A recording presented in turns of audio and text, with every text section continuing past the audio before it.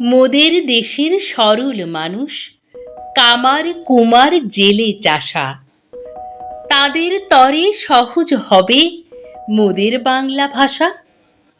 বিদেশ হতে বিজাতীয় নানান কথার ছড়াছড়ি, আর কতকাল দেশের মানুষ থাকবে বলো সহ্য করি। যারা আছেন সামনে আজও গুণী জ্ঞানী মনীষীরা, আমার দেশের সব মানুষের এই বেদন বুঝুন তারা। ভাষার তরে প্রাণ দিল যে কত মায়ের কোলের ছেলে, তাদের রক্ত পিছল পথে এবার যেন মুক্তি মেলে।